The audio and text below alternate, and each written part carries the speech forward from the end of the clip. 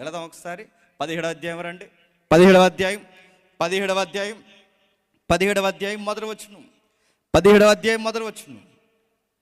ఎవరు గురించి చదవండి, ఏది మీద చదువుతారు.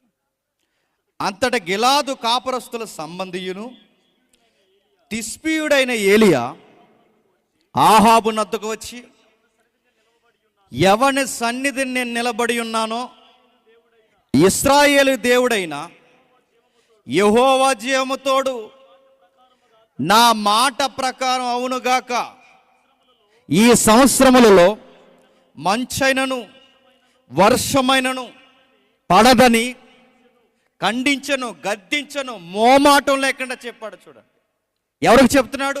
ఆహాబుకు చెప్తున్నాడు. ఏమని చెప్తున్నాడు?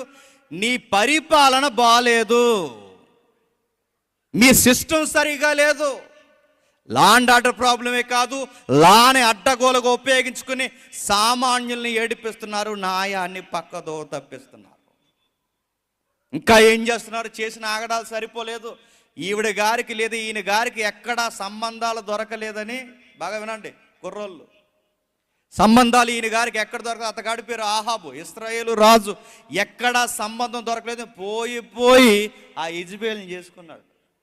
ఎవరిని? యెజబేలు. యెజబేలు అంటే ఎవరు? మీరు మ్యాప్ ఎప్పుడైనా మీరు చూసే అవకాశం ఉంటే చివరిన బైబిల్లో మ్యాప్స్ ఉంటే మీరు ఇంటికి వెళ్ళిన తర్వాత చూడండి. ప్రపంచ మ్యాప్ను కూడా మీరు గమనించండి. బైబిల్ అనేది కథల పుస్తకం కాదు, బైబిల్ అనేది కల్పించి రాసిన పుక్కిట పురాణం కాదు, ఎవడో చెట్టు కింద కూర్చొని రాసిన కవిత్వం కాదు, పద్య భాగాలు కాదు, గద్య భాగాలు కాదు. ఇది వాస్తవాలు, ఇది రాసిన ఒక యథార్థమైన సంఘటన. అందుకే దానికి రికార్డెడ్ ఎవిడెన్స్ ఉంటాయి. ఆ రికార్డెడ్ ఎవిడెన్స్లో మెడిటేరియన్ సీ అంటారు, మధ్యధరా సముద్రం. మధ్యధరా సముద్రానికి తీర ప్రాంతాలు ఉన్నాయి. మధ్యధరా సముద్రానికి తీర ప్రాంతాలు తూరు సీదోను అంటారు. తెలుసుగా ఈ ప్రాంతాలు? తూరు సీదోను. తూరు సీదోను అంటే సముద్ర మట్టానికి, సముద్ర ప్రాంతానికి, తీర ప్రాంతానికి దగ్గరకున్న రెండు జంట దేశాలు. ఆ దేశాలే తూరు సీదోను. ఆ రెండు ప్రాంతాలని కలిపి పరిపాలించే ఒక రాజు ఉన్నాడు. ఆ రాజుకు ఒక కూతురు ఉంది, ఆ కూతురే యెజబేలు. వీళ్ళు ఎందుకు చేసుకోకూడదని నొక్కి దేవుడు చెప్తున్నాడంటే, వీళ్ళు సూర్యుడిని ఆధారిస్తారు. సూర్యుడు తెలుసుగా మీకు, అలాగంటే తెలియదు కానీ యోగా తెలుసా? యోగా తెగ చేస్తున్నారు ఈ మధ్య. యోగా చేసే వాళ్ళు ఎవరైనా గ్రౌండ్లో ఉంటే జాగ్రత్త, నేను సీరియస్గా చెప్తున్నాను, ఈ మాట నాకు ప్రమాదమైన ఓపెన్గా చెప్తున్నాను, మీరు వినండి. యోగా బైబుల్ ఎరిగిన వారిగా మనం చేయకూడదు అని మళ్ళీ చెప్తున్నాను. యోగా ఇంతకు చేయకూడదంటే, యోగా 12 ఆసనాలు వేస్తారు. ఆ 12 ఆసనాలు ఎక్కడేస్తారు తెలుసా? శ్వాస మీద ధ్యాసించి ఆ 12 ఆసనాలు సూర్యునికి ఎదురుగా వేస్తారు. అంటే యోగా భంగ్యం అనేది దేనికి సంబంధించిందో తెలుసా? సూర్యుడి ఆరాధన అంటారు. ఏం ఆరాధన?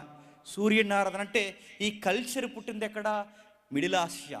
మిడిల్ ఆసియాలో సూర్యుని ఎలా ఆరాధించేవారు? ఇదిగో ఈ విధంగా ఆరాధించేవారు. ఎలా? ఆసనాలు వేసేవారు, సూర్యుడికి మొక్కుతారు.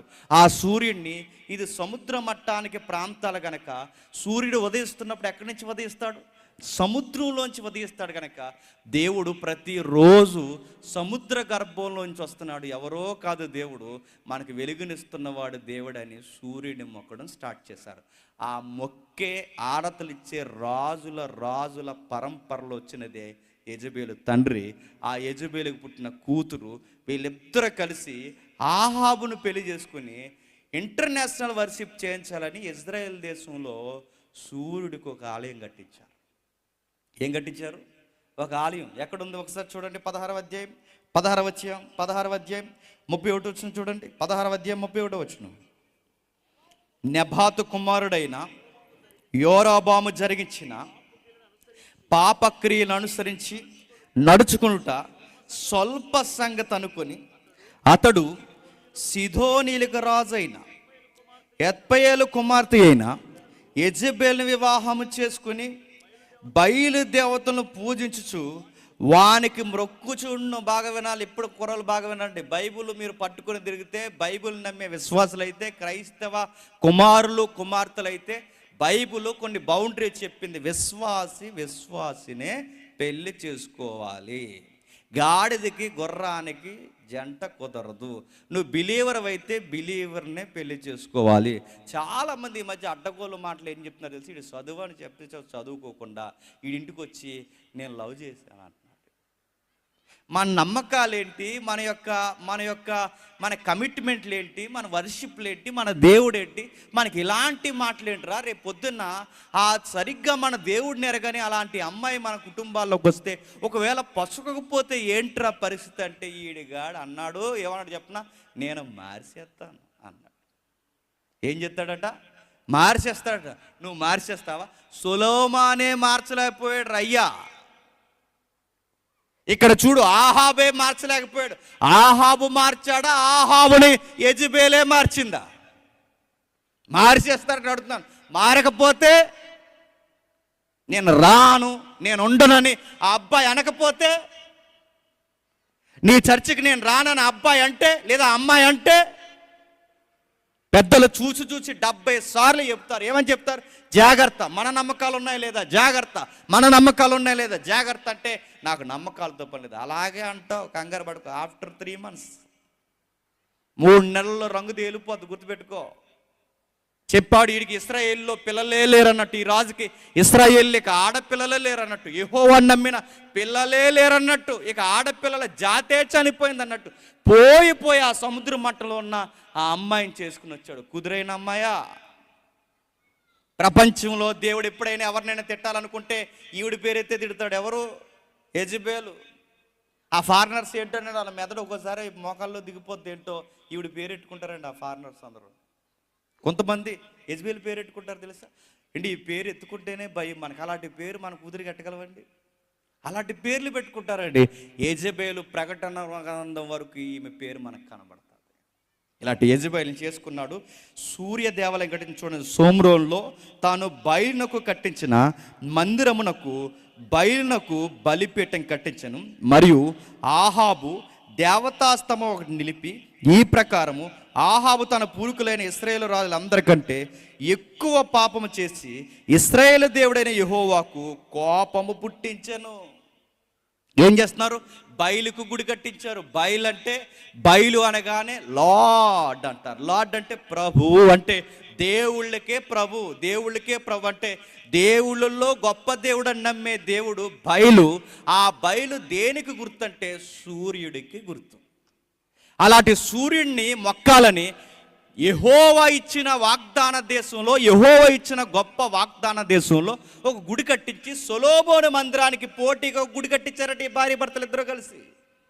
సొలొమోను మందిరంలో యెహోవాకు మొక్కి, సొలొమోను మందిరంలో యెహోవాకు ప్రార్థన చేయాల్సింది పోయి, సొలొమోను మందిరాన్ని డెవలప్ చేయాల్సింది పోయి, దావీదుకి సొలొమోనుకి ఇచ్చిన మాట ప్రకారం ఆ మందిరాన్ని కొనియాడాల్సింది పోయి, వీళ్ళ చివరికి చేసిన ఘోరమైన పని ఏంటో తెలుసా?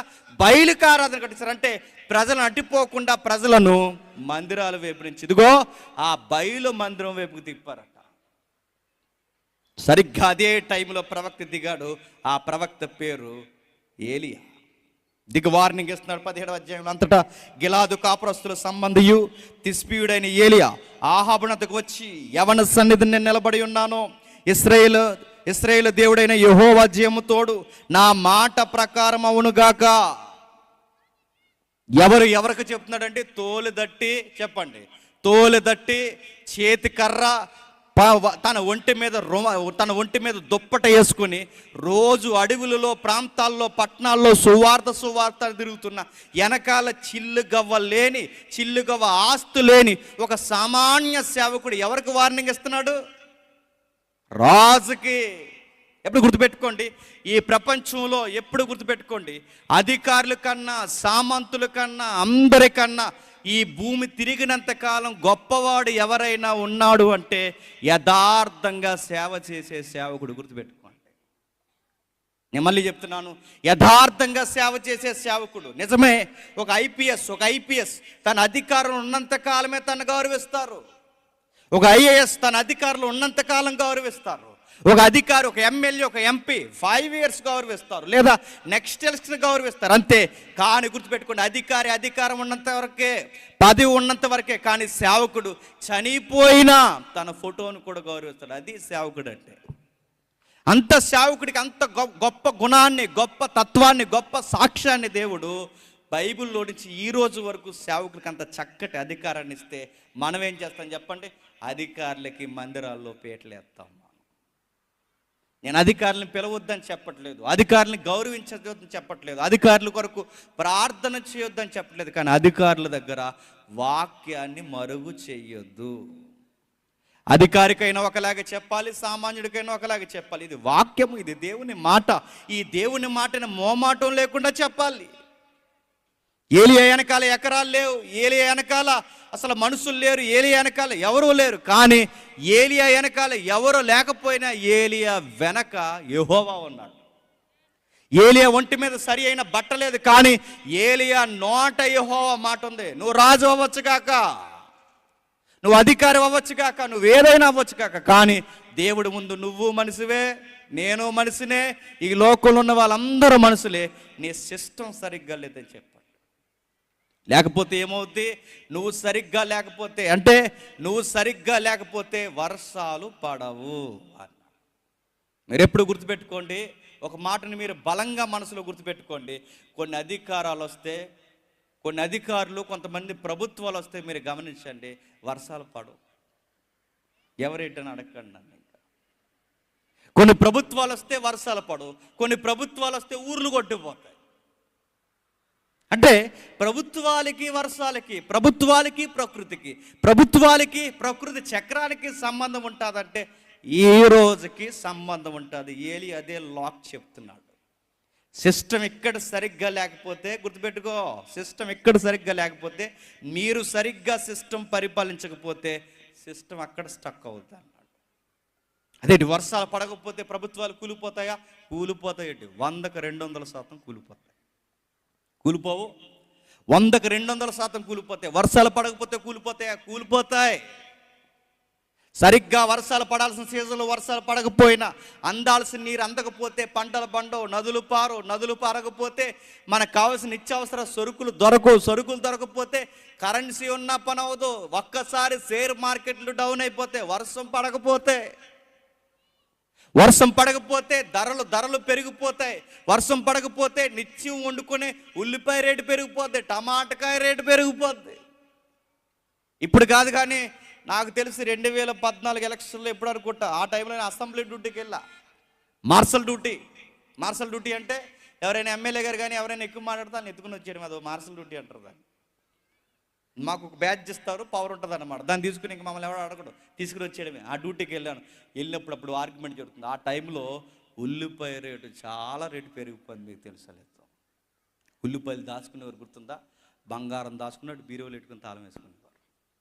అలా టైంలో ఆర్గ్యుమెంట్ చేస్తున్నారు. ప్రతిపక్ష ఎమ్మెల్యే మాట్లాడుతున్నాడు, అధికారులని ఎమ్మెల్యేలకి కౌంటర్ వేస్తున్నాడు, ప్రభుత్వానికి కౌంటర్ వేస్తున్నాడు. మీ ప్రభుత్వం వచ్చిన తర్వాతేనయ్యా ఉల్లిపాయ రేట్లు పెరిగిపోయాయి, మీ ప్రభుత్వం వచ్చిన తర్వాత అయ్యా టమాటకాయ రేట్లు పెరిగిపోయాయి, మీ ప్రభుత్వం వచ్చాక నిత్యావసర ధరలు పెరిగి, మీ ప్రభుత్వం వచ్చిన తర్వాత మీ ప్రభుత్వం వచ్చింది ధరలు పెరిగిపోయాయి, మీ ప్రభుత్వం వచ్చింది ధరలు పెంచేశారు, మీ ప్రభుత్వం వచ్చింది ఇదిగో దేశంలో లేదా మన రాష్ట్రంలో కడు పేదరికమైన రాష్ట్రం అయిపోయేలా ఉంది.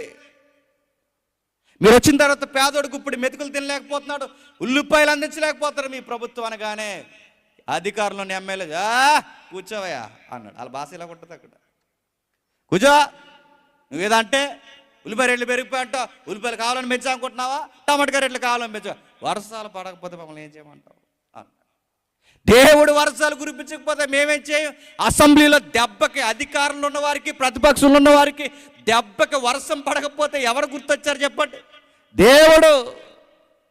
పెద్దల సభ అయినా పార్లమెంట్ అయినా గుర్తుపెట్టుకోండి, ఇక్కడ లోకల్లో ఉన్న ఈ సభ అయినా పార్లమెంట్ అయినా లోక్సభ అయినా ఏదైనా వర్షాలు పడకపోతే ప్రభుత్వాలు నడవు, వర్షాలు పడకపోతే ప్రభుత్వాలు ముందుకు సాగు, వర్షాలు పడకపోతే సామాన్యులకు అన్నం పెట్టలేని అధికారులని బతకడం చాలా కష్టం. అందుకే ఏలియా సరిగ్గానే వార్నింగ్ ఇస్తున్నాడు. నీకు పరిపాలన సరియడం నీకు రావడం లేదు, అన్య దేవతను తీసుకొచ్చో రకరకాల కార్యాలు జరిగిస్తున్నావు, నీ భార్య ఎలా చెబితే అలా తోక ఆడిస్తున్నావు, నీకు ఎలా జరిగితే అలా నడిపిస్తున్నావు. దేవుడు నీకు వార్నింగ్ ఇమ్మని చెప్పాడు. నేను చెప్తున్నా, దేవుడు 3.5 సంవత్సరాలు నేను చెప్పేంత వరకు మరలా వర్షం పడదని యెహోవా సన్నిధిని ఈ సంవత్సరం మొదలుకొని నీకు వార్నింగ్ ఇస్తున్నా. వర్షం పడదుగాక పడదు, వర్షాలు పడవుగాక పడవు. ఎందుకంటే నీకు బాగా పంటలు పండితే నీ కడుపు నిండుతుంది. 5 ఏళ్ళు నోట్లోకి వెళ్ళేసరికి యెహోవా నీకు గుర్తు రావడం లేదు, దేవుడు గుర్తు రావడం లేదు. అందుకే అన్నం తింటున్న వాడికి, అన్నం పండిస్తున్న వాడికి, నీకు, అందరికీ దేవుడు గుర్తు రావాలి అంటే గుర్తుపెట్టుకో, వర్షాలు పడవు. వర్షాలు పడడం ఆగిపోయాయి. వర్షాలు పడడం ఆగిపోయినాయి. ఎప్పుడైతే ఆగిపోయినాయో దేశమంతా సామాన్యులకి, సామంతులకి, అందరికీ కరువు రోజు రోజుకి విలయతాండమైంది. ఒక మాట నేను చెప్పనా, ఈ ఫైనాన్షియల్ క్రైసిస్లో, ఈ ఫైనాన్షియల్ ప్రాబ్లమ్స్లో, లేదా ఈ వనరులు దొరికే అలాంటి భయంకరమైన శ్రమలో ఇద్దరికి మాత్రం కరువు రాలేదట, అందరికి కరువు వచ్చింది. ప్రతి ఒక్కరికి కరువు కాటకాలు అలుపుకుంటాయి, కానీ వాళ్ళకి కరువు రాలేదట. ఎవరికి? ఏలియాకి కరువు రాలేదు, దేవుడు రానివ్వలేదు. దేవుణ్ణి అంటుకుని బతుకుతున్న ప్రవక్త, దేవుడు నమ్ముకుని బతుకుతున్న ప్రవక్త, ఆయన కరువు రాలేదు. దేవుడు చెప్పాడు, ఏలియా ఎవరికైనా కరువు వస్తుందేమో కానీ నీకు కరువు రాదు. నేను చెప్తున్న షెల్టర్కి నువ్వు వెళ్ళిపో, అక్కడ వాగు నీరు ఉంది, అక్కడికి వెళ్ళు, నీకు ఉదయం సాయంకాలం వేళ క్యారేజీ నేను పంపుతా. వెళ్ళాడు ఏలియా, అక్కడ ఉన్నాడు. ఏం జరుగుతుందో చూడండి. 5వ వచనంలో అతడు పోయి యెహోవా సెలవు చొప్పున యొర్దానుకు ఎదురుగా ఉన్న నివాసము చేసెను. అక్కడ కాకోలములు ఉదయమందు రొట్టెను మాంసమును, అస్తమయమందు అతని యొద్దకు తీసుకొని వచ్చుచుండెను. అతడు వాగునీరు తాగుచూ వచ్చెను. కొంతకాలమైన తర్వాత ఏటట అతడు వాగునీరు తాగుచూ వచ్చెను. ఉదయ సాయంకాలం వేళ రొట్టె మాంసం. ఎవరు తెస్తున్నారండి ఏలియా గారి క్యారేజీ? ఎవరు? కాకులు తెస్తున్నాయి. కాకులకి ఎందుకు దేవుడు చెప్పాడు? అసలే దేశంలో కరువు, అసలే దేశంలో నీళ్ళు పట్టలేదు, అసలే దేశంలో దాహానికి నీళ్ళు దొరకట్లేదు, ఆహారం దొరకట్లేదు. ఇలాంటి టైంలో ఏలియా గారికి క్యారేజీ మనుషులకు చెబితే పట్టుకెళ్తారా? ఈ మాట నేను అనకూడదు కానీ ఒక మాట అంటాను. కొన్ని కంపెనీలు ఉన్నాయి, మనం ఆన్లైన్లో బుక్ చేసుకుంటే మన ఇంటికి భోజనం తెచ్చేస్తాయి. అలాంటి కంపెనీలు కూడా ఆన్లైన్లో మనం ఫుడ్ బుక్ చేసుకుంటే, అంటే బిర్యానీ బుక్ చేసుకుంటే, కొంతమంది కొక్కుర్తుగలండి, అందరు కాదు, కొంతమంది. ఈరోజు బాగునండి, ఈరోజు అడుగడుగున రోడ్ల మీద ఫుడ్ దొరుకుతుంది, దొరకట్లేదు. ఈరోజు అడుగడుగున ఎక్కడున్నా మనకు ఫుడ్ దొరుకుతుంది. ప్రతి ఈదులో, ప్రతి రోడ్డు మీద ఫుడ్ దొరుకుతుంది. ఇంత ఆహారం సమృద్ధిగా దొరుకుతున్న టైంలో కక్కుర్తిగల కొంతమంది బుక్ చేసుకున్న ఫుడ్ అంటే వీళ్ళు మధ్యలో తెస్తారుగా, ఈ ఎవరైతే తెస్తున్నారో ఎంప్లాయీస్, ఈ చిన్న ఎంప్లాయీస్ ఎవరైతే ఉన్నారో వీళ్ళు తెచ్చేది, కొంతమంది ఏం చేస్తున్నారు తెలుసా? మధ్యలో ఆపేసి ఆ బాక్స్ ఓపెన్ చేసి స్పూన్ ఒకటి తీసుకుని 4 బాక్సులు ఆర్డర్ ఇస్తే 4 బాక్సులో పైన కొంచెం తినేసి మళ్ళీ ఆ పాస్ స్పూన్తో అలాగ సర్దేసి మళ్ళీ ప్యాక్ చేసి ఇంటికి ఇచ్చేస్తే మనం అందరం చాలా టేస్ట్గా ఉందని తినేస్తున్నాం. ఆడ ఆల్రెడీ ఎంగిల్ చేసాడు. నేను అడుగుతున్నాను, ఆహారం ఎంత బాగా దొరుకుతున్న టైంలోనే ఇలాంటి కక్కుర్తి పనులు చేస్తున్నారంటే, ఆహారమే దొరకకపోతే మొత్తం కప్పు ఖాళీ అయిపోతుంది.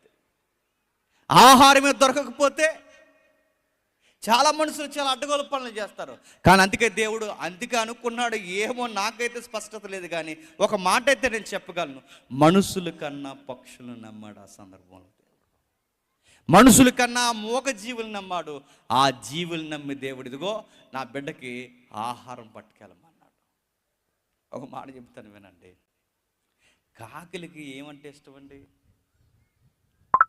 మాంసం అంటే ఇష్టం కాదు, పిచ్చాట్లకి.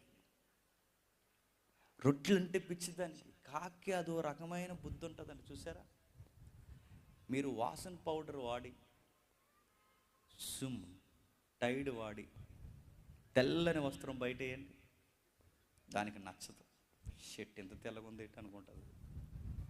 ఒక మ్యాప్ వేసి వెళ్ళిపోద్ది దాని మీద. అంటే దాన్ని పాడు చేసి ఇప్పుడు అర్జెంటుగా అంత తెల్లగా, ప్రపంచంలో నల్లగా ఉంది కాబట్టి అది నాకన్నా తెల్లగా ఏదో ఉండకూడదు అనుకుంటుంది. ఏంటో వెంటనే ఏం చేస్తుంది తెలుసా? దాని మీద అశుద్ధం చేసిపోతుంది. కాకుకుండే బుద్ధి అది. ఇలాంటి వంకర బుద్ధి ఉన్న దానికి ఏమి ఇచ్చాడట దేవుడు? దానికి పిచ్చైన మాంసం పట్టుకెళ్ళమన్నాడు. మన దేవుడు ఎలాంటి చెప్పిన, ఎవరికి ఏ పిచ్చి ఉంటే ఆ పిచ్చి దగ్గర పెట్టి పిచ్చి పిచ్చి వేసాలు వేయొద్దు అంటాడు. గుర్తుపెట్టుకోండి. దానికి మాంసం అంటే పిచ్చి, ఆ మాంసాన్ని దాన్నే పట్టుకెళ్ళి జాగ్రత్త, నువ్వు మాంసంగా తిన్నావో ఇదే నీకు లాస్ట్ రే, దిన కార్యక్రమం అయిపోద్ది. దేవుడు కూడా అంతే, మనకి ఏది పిచ్చి ఉందో ఆ పిచ్చి దగ్గరగానే ఉంటుంది. ఆ టైంలో దేవుడు నీకు చెప్పే వార్నింగ్, జాగ్రత్త, పిచ్చి పనులు చేయకు. నీకు ఏది లస్ట్ ఉందో, ఏది నీకు టెంప్టేషన్ ఉందో, ఏది ఉందో అవన్నీ నీ కళ్ళకు దగ్గరగానే ఉంటాయి, కానీ ఆ జోన్లో నువ్వు నడుస్తూనే ఉంటావు. జాగ్రత్త. దేవుడు ఏది నీకు కనబడకుండా ఏది చేయడు, అన్నీ నీ కళ్ళకు కనబడతాయి, అయినా నువ్వు లొంగకూడదు. జాగ్రత్త. ఈ విషయంలో ఇలాంటి పరీక్షల్లో మనుషులు పాస్ అవుతారో లేదో నాకు తెలియదు, కానీ ఇవి మాత్రం పాస్ అయ్యాయి. ఎన్ని రోజులు ఎన్ని నెలలు పాటించాయో నాకు తెలియదు, కానీ ఏలియాకి క్యారేజీ పట్టుకెళ్ళిన రోజులు నాకు తెలిసి మాంసం తినలేదండి. ఏలియాకి పట్టుకెళ్ళిన రోజులు అవి సరిగ్గా ఆహారం తినలేదు. ఆ మాంసం మీద ప్రత్యేక ఉపవాసాలు ప్రకటించుకున్నాయి. మన ఉపవాస గుడుకులు అని చెప్తాం, చెప్పండి, రసలు తాగేస్తాం. ఉపవాస గుడుకులు అని చెప్తాం, డ్రై ఫ్రూట్స్ జ్యూస్ తెచ్చుకుని గట్టిగా లోపల ఇంకేం చేసావు నీ బంధు ఉపవాసం. నువ్వు ఓఆర్ఎస్ తాగేస్తావు, డ్రై ఫ్రూట్లు తాగేస్తావు, ఫ్రూట్స్ తినేస్తావు. మళ్ళీ చాలామందికి ఉపవాసం అంటే ఏంటో తెలుసా? ఉపవాసం అంటే రైస్ ఒక్కటే తినరంట. నమ్మాట అర్థమవుతుందా? రైస్ ఒక్కటే తినరంట, మిగిలినవన్నీ తింటారట. ఫ్రూట్ జ్యూస్ తీసుకుంటారట, ఓఆర్ఎస్ తీసుకుంటారు. నన్ను అడిగితే రైస్ కన్నా గట్టిగానే కొడుతున్నావు, రైస్ కన్నా అవే బలం. ఇంకేంటి నువ్వు చేసేది ఉపవాసాలు అంటే ఏంటో ఆ కాకులను అడిగి చెప్తాయి. అవి తిన్నాయో లేదో, అసలు మాంసం జోలికి పోలేదు. మాంసం నోటితో పట్టుకున్నాయో ఎలా పట్టుకొచ్చాయో తెలియదు, కానీ మొత్తం మీద ఏలియా గారికి మాంసం పట్టుకున్న రోజులు ఆ మాంసం మాది కాదు అన్నాయి. ఎవరు ఎట్టకారంగా ఒక స్పీకర్ ఎలా అన్నాడు? కావు ఈ ముక్కలు మావి కావు అన్నారు. ఇవి మాకు సంబంధం లేదు, ఇవి ఏలియా గారివి. ఈ రొట్టె మావి కావు, ఏలియా గారివి. పట్టుకెళ్ళే నమ్మకంగా ఇచ్చేసాయి. ఇలా సంవత్సరాలు నడిచిందో నెలలు నడిచిందో తెలియదు, కానీ ఏలియా అక్కడ ఉన్నంతకాలం, ఏటి ఒడ్డున నీరు పారుతున్నంతకాలం ఏలియా గారికి ఆ ఆహారం వడ్డిస్తూనే ఉన్నాయట. 6-7 వచనం. కొంతకాలమైన తర్వాత దేశంలో వర్షము లేక ఆ నీరు ఎండిపోయాను. ఏమైంది? దేశంలో వర్షం లేకపోతే జీవనదులు ఎండిపోతాయి. దేశంలో వర్షం లేకపోతే చిన్న చిన్న జీవనదులుగా పారుతున్న ఈ కాలువలు కూడా ఎండిపోతాయి, వాగులు ఎండిపోయాయి, అన్నీ ఎండిపోయాయి. నదులు ఎప్పుడు పారుతాయి, వాగులు ఎప్పుడు పారుతాయి? పై ప్రాంతాల్లో వర్షాలు పడినప్పుడు దిగువ ప్రాంతాల్లో వాగులు పారుతాయి. పై ప్రాంతాల్లో వర్షాలు లేవు, ఇక దిగువ ప్రాంతాల్లోకి ఎలా వర్షం లేనప్పుడు నీటి అద్దడ, నీటి ప్రమాదం, నీటి ఊటలు ఇంకిపోయే భయంకరమైన కరువు వచ్చేసింది. దేవుడు ఏలియాకి చెప్పాడు, బాగా వినాలి, 19వ అధ్యాయం అర్థం అవడానికి ఇదంతా మనం చదువుకుంటున్నాం. ఏలియాకి దేవుడు చెప్పాడు, ఏలియా నీరాగిపోయింది, నీకు షెల్టర్ మారుస్తున్నాను నేను. నెక్స్ట్ షెల్టర్ నీకు ఎక్కడో తెలుసా? ఒక పేద విధవరాలి ఇంట్లో. ఎక్కడ? ఒక పేద విధవరాండ్ల ఇంట్లో. లేకపోతే ఒక విధవరాండ్లు అంటే కరువు కాటకంలో అందరూ డబ్బున్న వారైనా ఇప్పుడు పేదోళ్ళే. ఒక పేద విధవరాలి ఇంట్లో ఇప్పుడు నీకు షెల్టర్ నేను సెట్ చేస్తాను. వెళ్ళాల్సిందే. బయలుదేరి వెళ్తున్నాడు. చూడండి 8వ వచనంలో, అందరూ యెహోవా అతని ప్రత్యక్షమై ఇలాగు సెలవిచ్చెను, నీవు సీదోను పట్టణ సంబంధి అయిన సారేపతను ఊరికి పోయి అచ్చట ఉండుము, నిన్ను పోషించుటకు అచ్చటనున్న విధవరాలకి నేను సెలవిచ్చితిని. ఎవరికట? నిన్ను పోషించుటకై ఒక విధవరాలకి నేను సెలవిచ్చితిని. ఏముంది ఆమె ఇంటి దగ్గర? ఏమీ లేదు. వాళ్ళ ఇంట్లో ఏముంటాయి? ఖాళీ చేతులు ఉన్నాయి, ఖాళీ కిచెన్ ఉంది, ఇంకా ఖాళీ ఇల్లు ఉంది, అంతా ఖాళీ. ఆమె చేతులు ఖాళీ, ఆమె వండుకునే వంటగది ఖాళీ, ఆమె ఉంటున్న ఇల్లు ఖాళీ. ఖాళీగా ఉన్న ఇంట్లోకి పో, నిన్ను పోషించుటకే ఆమెకు సెలవిచ్చి ఉన్నాను. ఇక్కడ ఒక మాట మీరు జాగ్రత్తగా గమనించండి. మనకే కనుక రోజు రొట్టె మాంసం పెట్టి సడన్గా రేపు నుంచి ఆ పేదోళ్ళ ఇంటికాడరా నీకు భోజనాలు అంటే ఎలా ఉంటుందండి? ఇది అన్యాయం అంటాం. అసలు మీటింగ్స్ అంటేనే మనకు ఎలా అంటే తెలుసా, మీటింగ్స్లో భోజనాలు అంటేనే కక్క ముక్క డొక్క ఉండాలి మనకి. వాళ్ళు ఏ కష్టం తిడుతున్నారో, ఏ ఇబ్బందులు తిడుతున్నారో, వాళ్ళ కష్టం ఏంటో, సాంబార్ వేసినా పర్లేదు తినేసి వెళ్ళిపోదాం అనుకో. అలాంటి పరిస్థితులు ఉండో గుర్తుపెట్టుకోండి. ప్రేమ విందని పెట్టుకుంటాం సంఘాల్లో ఏడాదికి ఒకసారి. లవ్ ఫీస్ట్ అంటే చెప్పండి. లవ్ ఫీస్ట్ అంటే ప్రేమ విందని పెట్టుకుంటున్నాం. లవ్ ఫీస్ట్ అంటే డెఫినేషన్ ఏంటి చెప్పినా, పక్కోడికి అందకుండా తినేడు, అది లవ్ ఫీస్ట్ అంటే. పేదోళ్ళని పిలిచి, అన్నం లేని వాళ్ళని పిలిచి, వీళ్ళందరినీ పిలిచి పెట్టేది కాదు. సందాలన్నీ పోగేసుకుని, అన్ని సంఘాలు కాదులేండి, సందాలన్నీ పోగేసుకుని లాస్ట్లో ఎప్పుడో లవ్ ఫీస్ట్ అని పెట్టుకుంటాం. లవ్ ఫీస్ట్లో ఏం తింటాం, ఏం తిను, కంగారు తినేస్తాం. కొంతమంది ఉంటారులేండి సంఘ పెద్దలు, వీళ్ళందరూ కాదు, కొంతమంది వాళ్ళు ఏం చేస్తారు చెప్తా, మంచి మంచి కూరలు ఉన్న ఐటమ్స్ అనేది దాచేస్తారు. ఎందుకు దాచేస్తారంటే వాళ్ళ బ్యాచ్ వస్తారు, వాళ్ళ కోసం దాచేస్తారు. ఇలా చూడండి, సంఘంలో జరుగుతున్నవి, విశ్వాసుల మధ్య జరుగుతున్నవి. మనకి సరైన ఆహారం లేకపోతే గొడవ పెట్టుకుంటాం, సరి అయిన ఆహారం మనం దొరకకపోతే గొడవ పెట్టుకుంటాం. అందుతున్నది ఒకేసారి మెనూ మారిపోతే మనం ఇష్టపడం. కానీ ఏలి అలాంటి కదండి. ఏలి ఎంత గొప్ప సేవకుడో తెలుసా, ఆ పూటకి ఏది ఉంటే అదే తింటాడు. గంజి ఇచ్చాడా, దేవుడు నాకు ఈ రోజుకి గంజే ఇచ్చాడు, అదే తాగుతాడు. ఆ రోజు మాంసం పెట్టాడా, దేవుడు నాకు ఈరోజు మాంసం పెట్టాడు, అదే తింటాడు. ఎప్పుడు దేవుని పిల్లలుగా అదే ఉండాలండి. మనం చాలామంది సీరియస్గా ఇంట్లో సారు కాసినది గొడవ వేసుకుంటాం. దేవుడు ఆ రోజుగా చారే ఇచ్చాడు, అదే తిని గుర్తుపెట్టుకో. నాకు అదెందుకు ఇచ్చేవి, ఇది ఏలి అయ్యే అడగలేదు. ఇంత పౌరుషం కలిగిన ఈ సేవకుడు అడగలేదు. ఆయన అడగడు, ఏది ఉంటే అది తింటాడు. రాజు దగ్గర చాలా సీరియస్గా మాట్లాడినాడు. ఈ పేదదాని దగ్గరకు వచ్చేసరికి చాలా గౌరవిస్తున్నాడు. అమ్మా తాగడానికి నీళ్ళుంటే ఇవ్వమ్మా అని రాజుకి వార్నింగ్ ఇచ్చాడు. ఈ పేదదానితో చాలా గౌరవంగా మాట్లాడుతున్నాడు. ఇవి వచ్చేసింది తెలియదు. మనం రివర్స్, మనం పేదోళ్ళని బెదిరించేస్తాం. చెప్పండి, డబ్బున్నవాడు దొంగ ఎదవైనా చెప్పండి, ఆయన తెగ గౌరవించేస్తాం. అలాగే అయ్యగారు, అలాగే అయ్యగారు అంటాం. ఒక ఉదాహరణ చెప్తాను వినండి. మా ఏరియాలో ఒక గెస్ట్ స్పీకర్ని పిలిచారు. చక్కగా ఆయన వాక్యం చెబుతున్నాడు.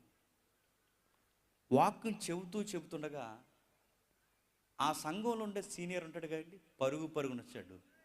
ఆ పరుగునొచ్చి ఆపేయండి, ఒకసారి ఆపేయండి, ఇదిగో మైక్ తీసుకోండి, ఆపేయండి, ఎమ్మెల్యే గారు వచ్చారు పైకి పిల్లంటే అని చెప్పే వాక్యాన్ని ఆపేశారండి. ఎమ్మెల్యే గారిని పిలుస్తుంటే ఎమ్మెల్యే గారు రాలేదని కొంచెం గౌరవపదమైన ఎమ్మెల్యే గారు పక్కన కూర్చొని ఆపకండి, ఎందుకంటే ఆ పాస్టర్ గారు ఏదో ప్రవచనం చెప్తున్నాడు. వాళ్ళు ప్రవచనాలు అంటారులేండి, ఆయన ఏదో ప్రవచనం చెబుతున్నాడుగా, ఆ దేవుడు ప్రవచనాలు చెప్పనియండి, ఆపకండి, అయిన తర్వాత నేను వస్తాను కూర్చుంటానని ఎమ్మెల్యే గారు కూర్చున్నారు. పాస్టర్ గారికి మళ్ళీ మైక్ ఇచ్చారు. పాస్టర్ గారు లెగిసి ఇలా అన్నారు. ఏమన్నారు తెలుసా, ఒక అన్యుడికి ఉన్న దేవుని మీద గౌరవం, ఒక అన్యుడికి ఉన్న గౌరవం మన దేవుని మీద మన సన్నాసిగాలికి లేనందుకు బాధపడుతున్నాను. నేను మాట్లాడుతుందని చెప్పండి. ఎమ్మెల్యే కన్నా ఏది గొప్పదండి? వాక్యం గొప్పది. నేను మళ్ళీ సీరియస్గా చెప్తున్నాను, వాక్యాన్ని గౌరవించండి, ఎవరిని పిలవకండి. మళ్ళీ చెప్తున్నాను, వాక్యాన్ని గౌరవించండి, ఎవరిని ఇంక్లూడింగ్ మళ్ళీ చెప్తాను, పాటలు పాడే వాళ్ళతో సహా. వాక్యం వినకపోయినా, వాక్యంలో కూర్చోకపోయినా, వాక్యాన్ని ధ్యానించకపోయినా, వాక్యానికి గౌరవం ఇవ్వకపోయినా, వాక్యానికి పెద్దపీట అయిన ఏ అధికారిని కూడా పిలవకండి. అలాంటి వారిని ఎంకరేజ్ చేయకండి. అలాంటి వారిని పిలిచి పెద్దపీట వేయాల్సిన అవసరం లేదు. ఏలియాను చూడండి, ఏలియా గారు ఎవరిని గౌరవిస్తున్నాడు? వాక్యాన్ని గౌరవించే తల్లిని గౌరవిస్తున్నాడు. ఎవరికి వార్నింగ్ ఇచ్చాడు? అధికారికి వార్నింగ్ ఇచ్చాడు. ఈ తల్లికి అంత తగ్గించుకుని ఎంత గౌరవిస్తున్నాడు? ఆ తల్లిని గౌరవించడానికి కారణం ఆమె వాక్యానికి పెద్ద పెట్టేస్తుంది, యెహోవాని గౌరవిస్తుంది, సేవకుల్ని గౌరవిస్తుంది. సేవకుల్ని గౌరవించే వాళ్ళని గౌరవించండి, వాక్యాన్ని గౌరవించే వారిని గౌరవించండి. మనం ఎలాంటోళ్ళు అసలు వాక్యం అంటేనే లెక్కలేని వాళ్ళని తీసుకొచ్చి పెద్ద పెద్ద పేటలేసి ఆపేయండి, వాక్యం ఆపేయండి. ఏం వాక్యం ఆపేయాలి? ఎమ్మెల్యే అయితే, ఎంపీ అయితే, అధికారి అయితే, ఆఫీసర్ అయితే, ఎవరైనా దేవుడు ముందు మట్టి మనిషే, గుర్తుపెట్టుకోండి. అలాంటి మట్టి మనిషి అయిన వాడిని వాక్యం ఆపడానికి ఏం హక్కు ఉంది ఆయనకి? ఏలియాకి ఆ విషయం తెలుసు, ఆ స్పష్టత ఉంది ఏలియా గారికి. అందుకే అధికారికి వార్నింగ్ ఇచ్చిన ఏలియా ఈ తల్లి దగ్గరికి వచ్చేసరికి చాలా గౌరవంగా, అమ్మా ఒక విషయం అడుగుతున్నాను, నాకు తాగడానికి నీళ్లుంటే ఇవ్వు, అలాగే అదే చేతితో తినడానికి ఏమైనా ఉంటే తీసుకునిరా అలాంటి కరువు పరిస్థితులు అంత పెద్ద మనసు వచ్చి ఆమెను అడుగుతున్నప్పుడు చాలా ఓపెన్ హార్టెడ్గా నిజం చెప్పేసింది. అయ్యా, నిజానికి లేవని నేను అనొచ్చు, కానీ మీకు మాట చెప్పాలి, నా పరిస్థితి నేను వివరించాలి. దేశం అంతా కరువు వచ్చింది, అది మీకు తెలుసు. దేశానికి కరువు రావడమే కాదు, ఆ కరువు మా ఇంటికి కూడా వచ్చింది. మా ఇంటికి రావడమే కాదు, కరువు ఒకటే కదయ్యా, కరువు రూపంలో మరణం కూడా మా ఇంటికి వచ్చింది. ఆ మరణం నా కొడుకు కేకల్లో నాకు వినబడుతుంది, కనబడుతుంది. నా కొడుకు ఆకలి అని ఏడుస్తున్నాడు. అవి ఆకలి కేకలు కాదు, అవి చిట్ట చివరి చావు కేకలు అని నాకు అర్థమైంది. అందుకే ఇల్లంతా ఎదిగాను. నా బిడ్డ చావుతో ఇల్లంతా ఒక్కసారి బోసిపోద్దని నాకు అర్థమైంది. ఆకలి కేకలు అని ఏడుస్తున్నప్పుడు, అయ్యా, నా బిడ్డ పరిస్థితి నేను చూస్తే నాకు అర్థమైంది, నా బిడ్డ చనిపోతాడని తెలిసిన సమయంలో నేను కోరుకున్నది ఒకటే, ఇల్లంతా ఎతకాను, ఇంట్లో ఏముంటుందని ఎత్తే గుప్పుడు పిండి ఉంది. ఇల్లంతా ఎతకాను, ఆ ఇంట్లో బుడ్డె నూనె ఉంది. ఆయన టాటర్ ఆపమని చెప్పమని, లేదా ఆతరపోమని చెప్పమని. బాబు టాటర్ ఆపు, టాటర్ ఆప్ చేయి.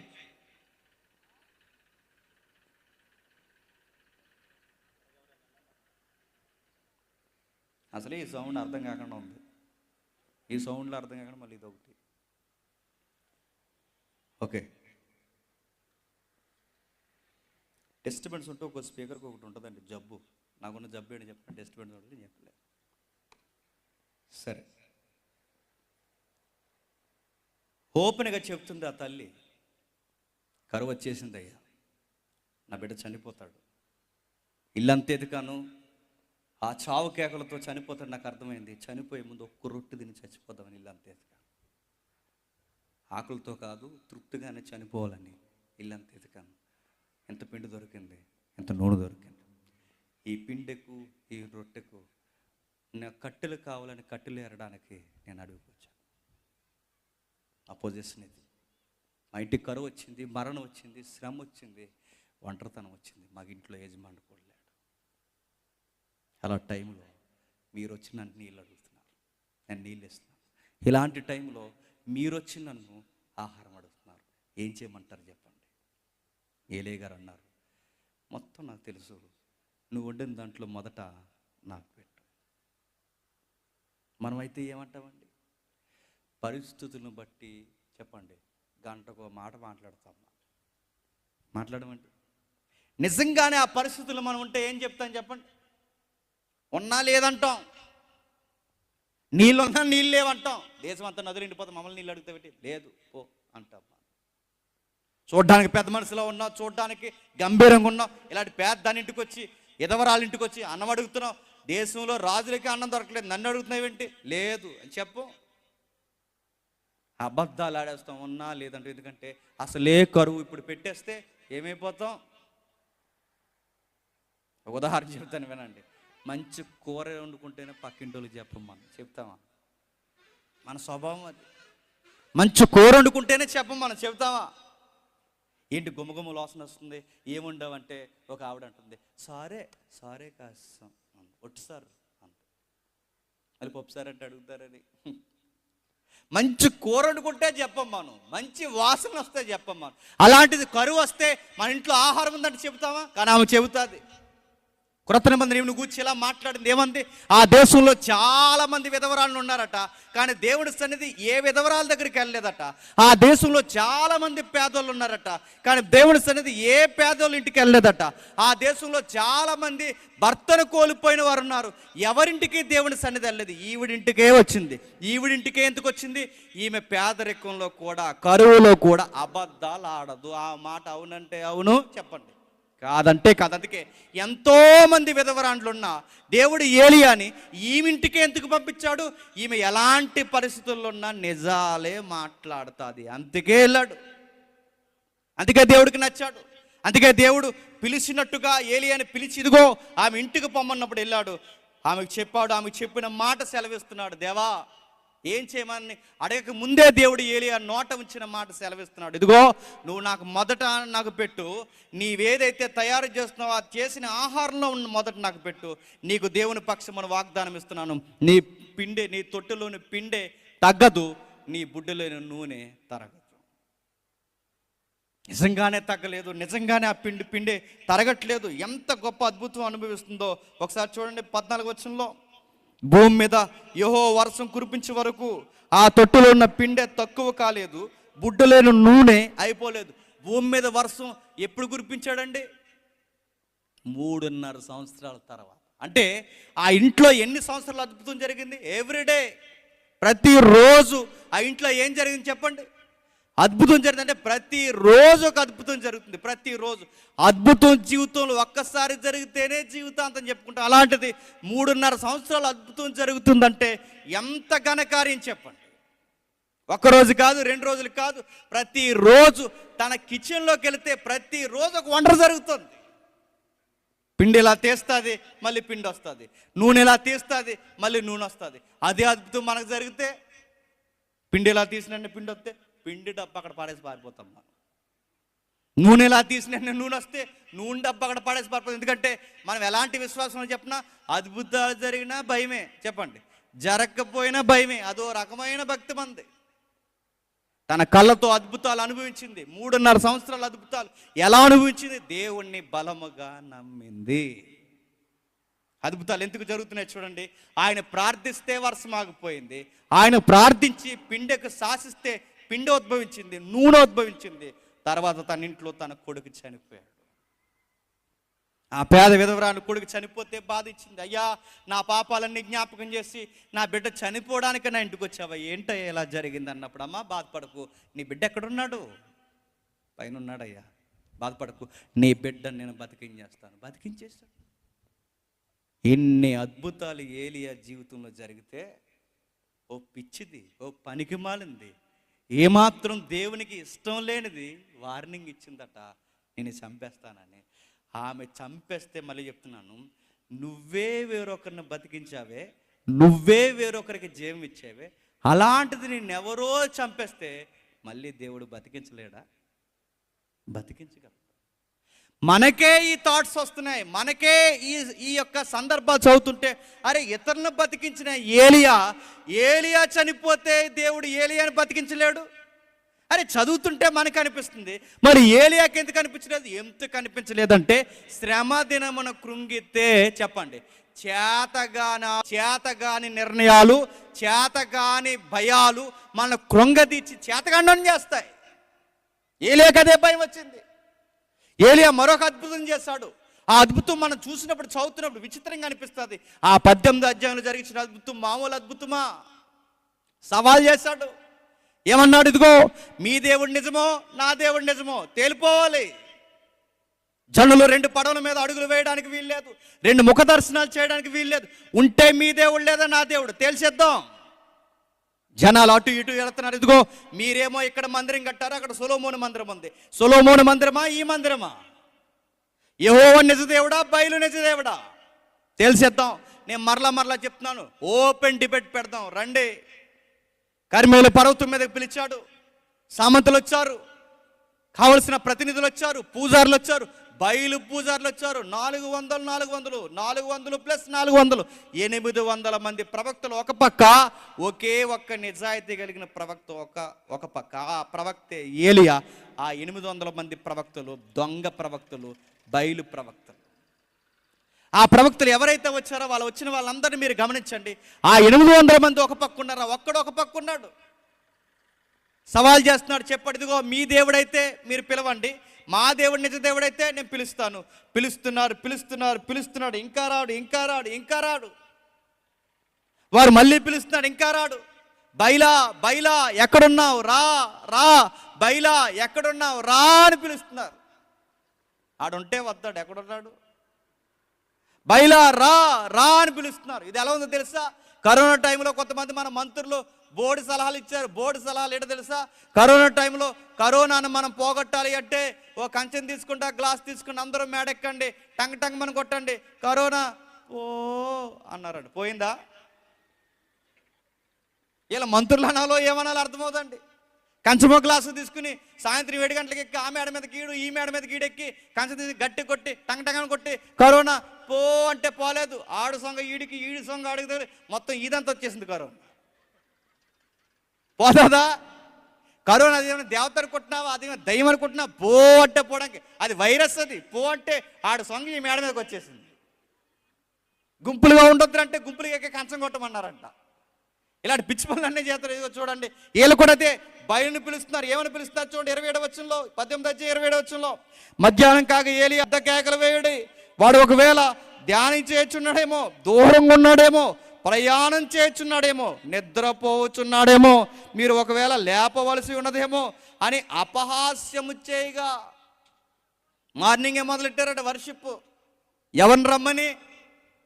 బయలా రా, ఇడు మా బరువు దిశలో ఉన్నాడు, రా రా అంటున్నాడు. ఆ రాడు, ఉంటే వస్తాడు. వీళ్ళు ఇంకా వాళ్ళకి తగలడిపోయేలా ఇంకా అలా అన్నాడట. దూరంగా ఉన్నాడేమో, సిగ్నల్ అంతా లేదు, గట్టిగా పిలవండి అన్నాడు. ఇంకా వాళ్ళని ఏడిపించడానికి ఏలి ఏమంటున్నాడు తెలుసా? స్లీప్లో ఉన్నాడేమో, టేపాలేమో, ఎవరైనా వెళ్ళండి అంటున్నాడు. మీ దేవుడు నిద్రపోయాడేమో, మీ దేవుడు దూరంగా టవర్ అందట్లేదేమో చెప్తున్నాడు ఇవన్నీ. మీ దేవుడికి సరిగ్గా సిగ్నల్స్ అందట్లేదేమో, మీ దేవుడికి ఇదిగో పెద్ద కేకలు వేయండి వినబట్టలేదేమో, బాగా నిద్రపోయి ఉన్నాడేమో, ఎవడొకటి వెళ్ళి లేపండి. అసలే ఈ మనిషి వీళ్ళు చేస్తున్న ప్రార్థనకు అతను రావట్లేదంటే ఇప్పుడు ఈ మాటలు ఈ మనిషి ఇలాగంటే అంటే చచ్చినోడి మీద ఇంకా చెప్పండి, ఇంకా దెబ్బలేడు. పుండి మీద చెప్పండి కారం వేయడు, కారం వేసి ఇంకా ఏడిపిస్తున్నాడు. ఇంక వీళ్ళు తట్టుకోలేకపోయారు, ఉడికిపోయారు. 800 మంది ఒకేసారి ఉడికిపోయి ఈ మనిషి ఇలా డైలాగులు కొడుతుంటే ఉడికిపోయి ఒక మాట అన్నారు. ఇంక తట్టుకునేది లేదు, రే వర్షిప్ స్పీడ్ పెంచండి అన్నారట. వర్షిప్ స్పీడ్ పెరుగుతుంది కదా, వర్షిప్ ఆరాధన స్పీడ్ పెరిగింది. రా రా రా రా రా స్పీడ్, ఇంకా డబ్బులు కట్టి కొట్టేస్తున్నారు, వాయిస్ పెంచేశారు. పాత బ్లాక్ అండ్ వైట్ మూవీలు మనం చూసుకొని గుర్తుందా? పాత మారక ముందు బ్లాక్ అండ్ వైట్ మూవీలో దేవుడి ముందు కూర్చుని దేవత ముందు కూర్చుని పాట పాడుతుంటారు, దేవత రాదు. హీరోయిన్ ఈరోజు రెచ్చిపోతారు లాస్ట్లో సాంగ్లో, చూసారా? రా రా రా రా రావా రావా రావా రావా రావా, రాదు రాదు రాదు రాదు. అప్పుడు ఏం చేస్తారు చెప్పండి? ఏం చేస్తారు? ఈ భక్తురాలు లేదు, ఈ భక్తుడు ఏం చేస్తారు చెప్పండి? వెళ్ళి ఆ స్తంభానికి వేసి తల గుద్దేసుకుంటాడు, రా రా రా రా. లేకపోతే అక్కడ ఏది ఉంటుంది ఇచ్చి చెప్పండి, టకా టకా కొట్టేసుకుంటారు, రా రా రా. ఆడుంటే వస్తాడు, ఎక్కడ వస్తాడు? సినిమాలో కాబట్టి వస్తారు, బయట వస్తారా? రా రా. సేమ్ వర్షిప్ చేశారండి. మీరు కావాలంటే చూడండి, ఆడు రావట్లేదు చూడండి. 28వ వచనంలో, వారు మరి గట్టిగా కేకలు వేస్తూ రక్తము కారినంత మట్టుకు మర్యాద చొప్పున కత్తులతో శస్త్రములతో తమ దేహములు కోసుకొచ్చుండే. Same worship. రక్తం కోసుకుంటున్నారట, రా, నువ్వు రాకపోతే మేము కోసుకుంటాం, బ్లడ్ పోతుంది, రా. ఏలీ గారు లేచి అన్నాడు, ఇంకా రాడు, చచ్చిపోతే రాపండి అన్నాడు. రాడు, పిలవడం అది కాదురా, నేను పిలుస్తాను చూడండి. మీ దేవుడా నా దేవుడా? ప్రార్థన చేశాడు కిందికి. ఈ ప్రకారము మధ్యాహ్నమైన తర్వాత అస్తమయము నైవేద్యములు అర్పించు సమయం వరకు వారు ప్రకటన చేయొచ్చు వచ్చిరి, కానీ మాటైనను ప్రత్యుత్తరమైనను ఇచ్చేవాడు లక్ష్యం చేసిన వాడు ఎవడును లేకపోయినప్పుడు ఏలియా, నా దగ్గరకు రండి జనులందరూ చెప్పగా జనులందరూ అతని దగ్గరకు వచ్చారు. మాట సెలవిచ్చాడు, దేవా నీవే నిజదేవుడు అని సెలవివ్వు, ఇదిగో నేను చెబుతున్న ప్రార్థనకి జవాబుగా నీ మెరుపును పుట్టించరగానే దేవుడు ఆకాశం నుంచి మెరుపును పుట్టించి దగ్గున ఒకేసారి ఆ బలి నైవేద్యాన్ని కాల్చేశాడు. నిజదేవుడు యెహోవా అని తేలిపోయింది. నెక్స్ట్ ఏంటి? ఓడిపోయిన వాళ్ళు ఏం చేయాలి? గెలిచినోడు ఏం చేయాలి? గెలిచిన వాడు ఎవడైతే ఉన్నాడో ఆ గెలిచిన వాడు మాట మీరు పాటించాలి. ఈ రోజు నేను చెప్తాను, యెహోవా అయ్యే నిజదేవుడు, ఇది మీరు పాటించాలి. మరి ఓడిపోయిన వాళ్ళని ఏం చేయాలి? చంపేయాలి. చంపించేశాడు. 400 మంది 800 మందిని రాత్రికి రాత్రే ఒకేసారి కర్మేలు పర్వతం మీద ఆ సంధ్యవేళ చంపించేశాడు, తీసేసాడు వాళ్ళ ప్రాణం. ఎందుకంటే వీళ్ళ దేశానికి ప్రమాదం. వీళ్ళ ఆరాధనలు కత్తులతో కోసుకుంటారు, వీళ్ళ ఆరాధనలో ఇదిగో స్త్రీలతో స్త్రీలు పోతారు, పురుషులతో పురుషులు పోస్తారు. ఇంకా భయంకరమైన ఆరాధన, జంతువుల ముందు నగ్నంగా నిలబడతారు. వాళ్ళ ఆరాధనలో మిడిల్ ఆసియాలో ఇలాంటి సంస్కృతి ఉండడానికి వీల్లేదు, పీకేయాలి. జంతువులతో మనుషులు పోవడం, మనుషుల మీదకి జంతువులు రావడం, ఇలాంటి ఆరాధన దేవుడి పేరు మీద జరగడం ఏంటి? మేళాలు, తాళాలు, చెత్త చెదారం, రక్తం కారణం, పసిపిల్లల్ని దేవుడికి బలిపీఠాల మీద అర్పించడం తప్పేదే. ఇలాంటివి జరగడానికి వీళ్ళే, తీసేయండి అన్నాడు, తీసేసాడు. ఈ వార్త యెజబెల్కి వినబడింది. నా ప్రవక్తల్ని చంపిస్తాడా? నా దేవుడే లేడంటాడా? నా నమ్మకాలే కాదంటాడా, నా దేవాలయానికి రానివని అంటాడా? అలాంటి ఏలియా ఎలా ఉంటాడు నేను చెప్తాను. ఈ సమాచారం ఏలియాకి పంపండి.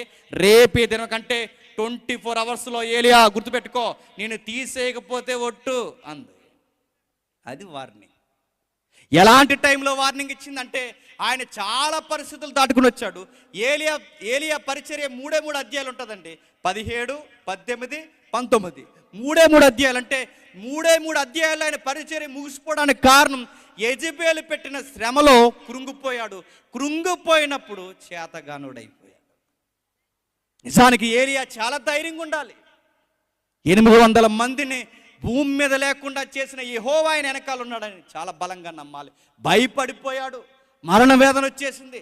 శ్రమలో తనను తాను కృంగదీసుకున్నాడు. 19 అధ్యాయం 4 తాను ఒక దిన ప్రయాణం అంత అరణ్యంలోనికి పోయి ఒక బదిలీ వృక్షం కింద కూర్చోండి మరణాపేక్ష గలవాడై, యెహోవా, నా పితరుల కంటే నేను ఎక్కువ వాడిని కాను, ఇంత మట్టుకు చాలును, నా ప్రాణము తీసుకొనమని ప్రార్థన చేసిన. ఎలా పోల్చుకుంటున్నాడండి? ఎలా పోల్చుకుంటున్నాడు చూడండి.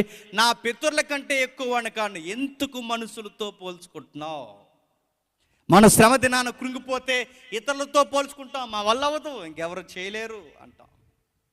శ్రమ దినాన కృంగిపోతే అక్కడ నాకు బ్రతకాలని లేదు, ఇక్కడ నన్ను తీసే ప్రభువా అంటాం. శ్రమ దినాన కృంగిపోతే జీవితం మీద ఆశలు చచ్చిపోతాయి. శ్రమ దినాన కృంగిపోతే వెనక ఎన్ని దేవుడు కార్యాలు చేశాడో మర్చిపోతాం. ఎప్పుడన్నా వైద్యం చేయించుకోవడానికి డాక్టర్ గారి దగ్గరికి వెళ్ళినప్పుడు డాక్టర్ గారు ఇంకా ఏమి చెప్పకముందే పైనుంచి కిందకి ఇలా చూసి మౌనంగా సీటు మీద రాసేస్తున్నాడు అనుకోండి, ఏం చేస్తావు? నీకు వెంటనే కళ్ళు ఎరిపెక్కిపోయి టెన్షన్ చేసి మోసం చేయబోతుంటే ఏం చెప్పట్లేదు, ఇలా రాసేస్తున్నాడు అనుకుంటా. మనకు అన్నీ భయమేనండి. జ్వరం వచ్చేస్తే భయం, జ్వరం 3 రోజుల్లో తగ్గకపోతే భయం. డాక్టర్ గారు పైనుంచి ఇలా కిందకు చూసి ఎవరినైనా తీసుకొచ్చావో అక్కడ వచ్చావా అన్నాడంటే భయం. ఈ సీటీ మీద రాస్తున్నాను, సరిగ్గా వెళ్ళని ఇంత పొడవు సీటీ రాస్తే భయం. అన్నీ భయమే అని అడుగుతున్నాను. నీ భయమే నేను చంపేస్తుంది, గుర్తుపెట్టుకో.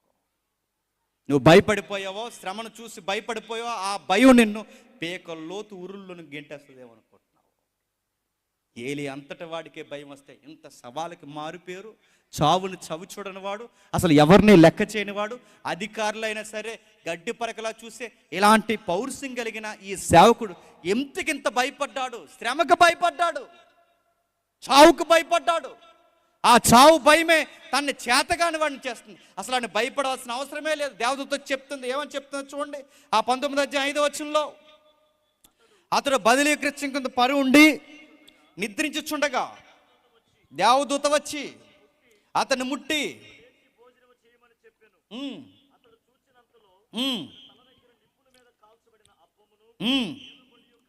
నీళ్ల బుడ్డియు కనబడెను కనుక అతడు భోజనము చేసి మళ్ళీ పరుండెను. ఏం చేస్తున్నాడట?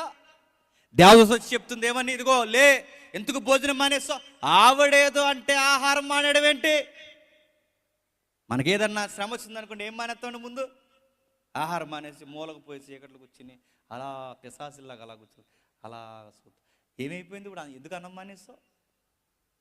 భోజనం ఎందుకు మానేస్తావు? భోజనం మానేసి చీకట్లో పోయి కూర్చుని ఇంకా నాకు జీవితం, ఇంకా ప్రపంచంలో ఇంకెవరికి శ్రమ లేదు. యోబు తర్వాత శ్రమ ఎవరికైనా వచ్చిందంటే నాకే, ఎంత ఫీలింగ్ ఇస్తామ్మా. ప్రపంచంలో ఇద్దరిద్దరు శ్రమ పడ్డరు, ఒకటి యోబు అయితే రెండోది చెప్పండి నేనే. ఇదే ఫీలింగ్ మంది.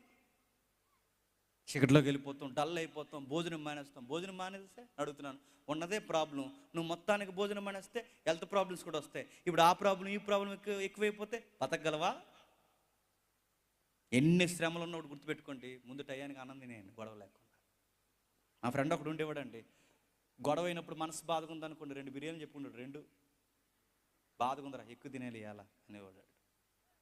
అదో రకం. ఎప్పుడు గుర్తుపెట్టుకోండి, మీకు ఎంత బాధ ఉన్నా టైంకి భోజనం చేసేయండి, భోజనం మానకండి. భోజనం మానితే హెల్త్ ప్రాబ్లమ్స్ వస్తాయి, హెల్త్ ప్రాబ్లమ్స్ వస్తే ఫైనాన్షియల్ ప్రాబ్లమ్స్ వస్తాయి, ఫైనాన్స్ ప్రాబ్లమ్ వస్తే ఇంకా పీకల లోతుల్లో శ్రమల్లో కూరుకుపోతాం. ఏమవదు, ధైర్యంగా ఉండు, టయానికి తిను. వర్షాలు అలా శ్రమలు కెరటాల్లా వర్షపు సినుకుల్లా వస్తాయి, అలా వస్తాయి అలా పోతాయి. దానికి అలా నిలబడు. శ్రమ వస్తే ఏమైపోద్ది? వస్తాయి పోతాయి, కష్టం వస్తుంది పోతుంది. నిలబడు, ఏం కాదు, అలా నిలబడు. దేవుడు చెయ్యాల్సిన కార్యాన్ని చేస్తాడు. దేవుడు జరిగించాల్సిన కార్యం చేస్తాడు. దేవదూత ద్వారా దేవుడు ఎంకరేజ్ చేస్తున్నాడు. లేచి తిను, తినకుండా ఉంటావేంటి, లేచి తిను, నీకు ఇంకా శక్తికి మించిన ప్రయాణం ఉంది. అంటే నువ్వు చాలా ప్రయాణం చేయాలి, చాలా కార్యాలు చేయాలి, నీ ద్వారా ఇంకా చాలా పరిచర్య జరిగించాలి. నీ శక్తికి మించిన ప్రయాణం నీ జీవితం ఉంది. లేచి తినవయ్యా అంటే మళ్ళీ తినేసి పడుకున్నాడు, మళ్ళీ తినేసి నిద్రపోయాడు. శక్తికి మించిన ప్రయాణం అంటే నీ ద్వారా చాలా సేవ జరగాలనుకుంటున్నాడు దేవుడు. ఏలే గారు ఇలా కృంగిపోకపోతే ఏలే గారి పరిచర్య ఎక్కడి వరకు మనం చదువుకుందో తెలుసా? రాజుల గ్రంథం మొత్తం చివరి అధ్యాయం వరకు ఏలియా గారి కోసం చదువుకుందాం. అంటే 17, 18, 19 అధ్యాయాలు, 3 అధ్యాయాల్లో ఇలాంటి సేవకుడి సేవ ఎందుకు ముగిసిపోయింది? కారణం భయపడిపోయాడు, శ్రమకి తట్టుకోలేకపోయాడు, శ్రమని ఒప్పుకోలేకపోయాడు, శ్రమలో ధైర్యం ఉండలేకపోయాడు. ఆ శ్రమలో ఎవరో ఒక స్త్రీ అన్న మాటని బుర్రలో పెట్టుకుని అన్నం తినడం మానేశాడు. ఈయనే కనుక ధైర్యంగా నిలబడితే రాజుల గ్రంథం చివరి అధ్యాయం వరకు, అంటే శ్రమకి చెరకి ప్రజలు పోయేంత వరకు మనం చదువుకునే వాళ్ళం. భయపడిపోయాడు.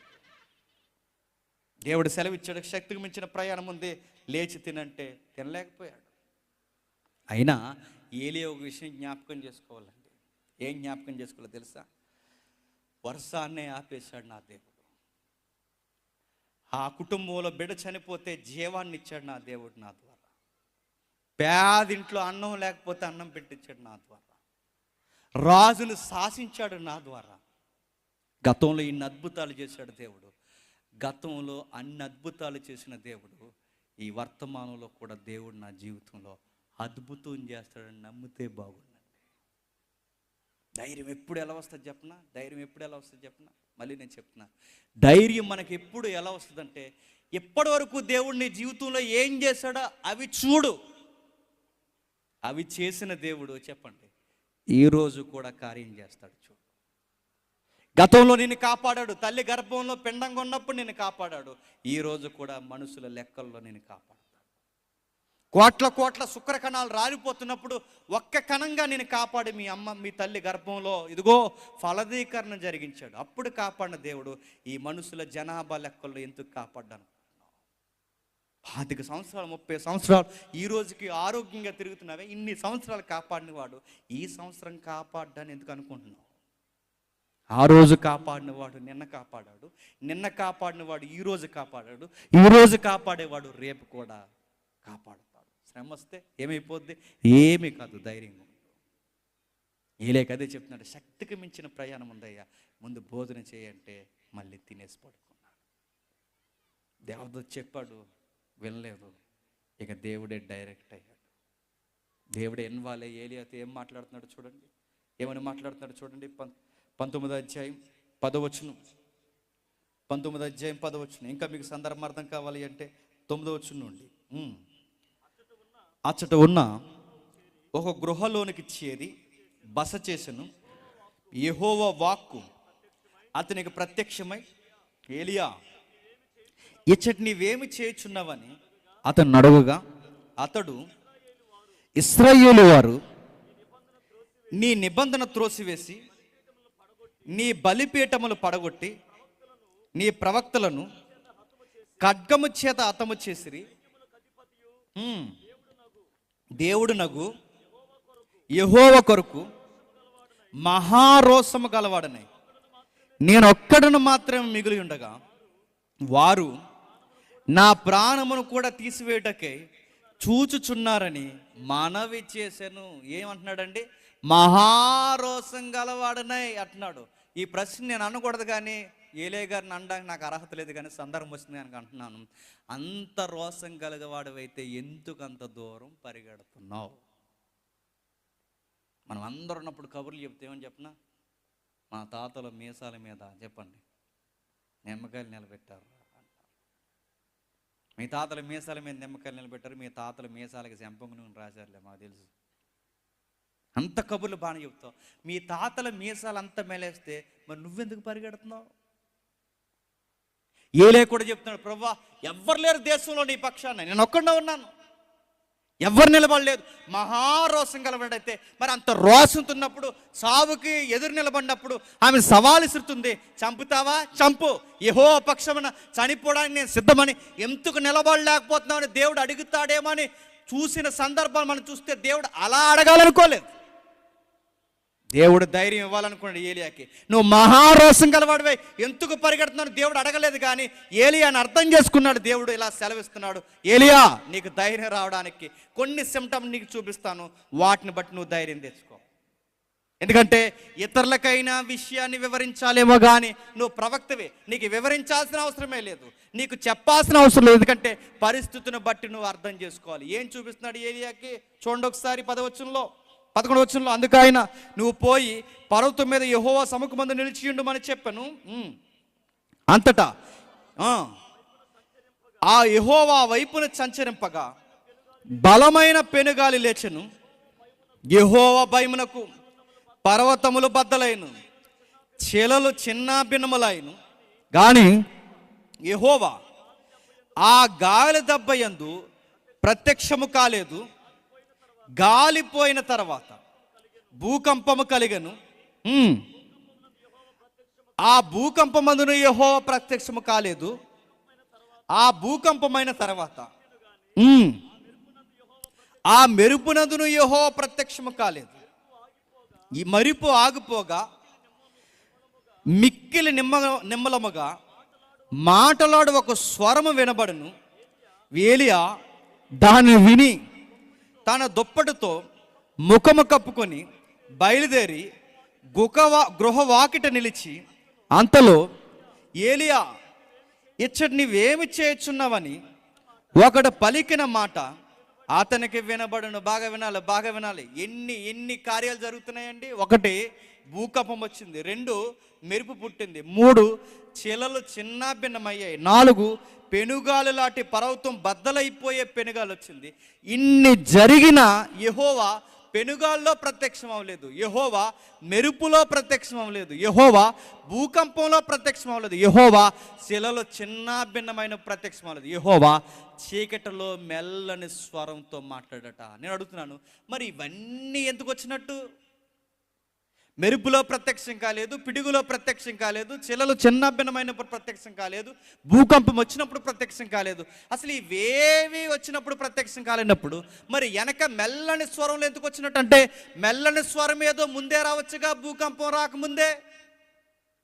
ఏలియాకి ఒకటి చూపించాలనుకున్నాడు, ఏలియాకి దేవుడు ఒకటి ధైర్యం చెప్పాలనుకున్నాడు. ఏలియా, నీకు ఎవరైతే సవాల్ ఇస్తున్నారో ఆ సవాలిసిన స్త్రీ ఈ భూమి మీద బతుకుతుంది.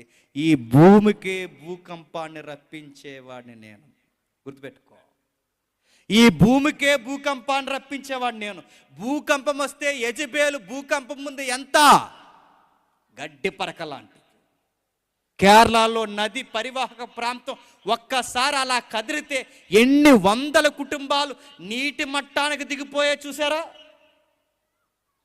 ప్రకృతి ఒక్కసారి తన ఒళ్ళుని అలా ఇసురుకుందో, ఒక్కసారి ఇలా ఇరిసిందో, మనం అందరూ ఒకేసారి గడ్డి పరకల్లా మాయమైపోతాం. ఏలియా, ఈ భూకంపాన్ని చూడు. భూకంపం వచ్చిన వెంటనే యెజెబెలు సవాళ్ళను చూడు. యెజెబెలు ఎంత భూకంపం ముందు? చిలలే చిన్న భిన్నమైపోతున్నాయి. చిలల ముందు, ఈ బండల ముందు యెజెబెలు ఎంత? గాలివాన ముందు ఎంత? వడగాలి ముందు ఎంత? భూకంపం ముందు ఎంత? ఇదిగో ఈ పర్వతం బద్దలైతే ఆ బద్దలవుతున్న ఆ శబ్దం ముందు యెజెబెలు ఎంత? ఇవి చూసినప్పుడు నువ్వు ధైర్యం తెచ్చుకో. ఇదిగో నీకు మరలా చెప్తున్నా, నీకు ఇక్కడ ఏం పని? ఇంత దూరం ఈ గృహ వరకు నువ్వు పరిగెట్టుకుని వచ్చి ఎందుకు ఇక్కడ ఉన్నావు ఏలి అంటే, ప్రభువా తప్పైపోయింది,